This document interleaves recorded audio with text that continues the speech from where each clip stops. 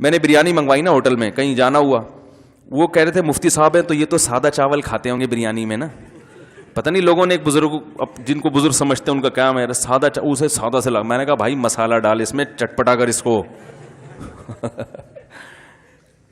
میں نے کہا ہم ہندوستانی لوگ ہیں, ہم چٹخارے دار چیزوں کے عادی ہیں. میں نے کہا اس کو ذرا لا لشپش قسم کا چٹخارے دار بنا اس کو. اور میں نے کہا تیری دیگ میں جتنی ہری مرچیں ساری ڈال کے لیا. وہ پھر ایک دو لے کر آئے. میں نے کہا بھائی میں نے اردو میں کہا ہے جتنی ہری مرچیں ہیں نا دیگ میں ساری ڈال کے لیا. میں نے کہا جب تک پسینہ نہ آئے نا مزہ تھوڑی آتا ہے. باقی یہ کہ اس سے ہاضمہ خراب ہوتا ہے, ہاضمہ گیا سمجھ رہے, ہاضمہ گیا. کھانے دو یار, ہمارا ہاضمہ الحمدللہ فی الحال خراب نہیں ہو رہا, جب ہونے لگے گا تو پھر غور کریں گے اس میں. ابھی تو کھا رہے ہیں یار. ہر چیز, ہر مسالے دار چیز ہر ایک کو نقصان نہیں.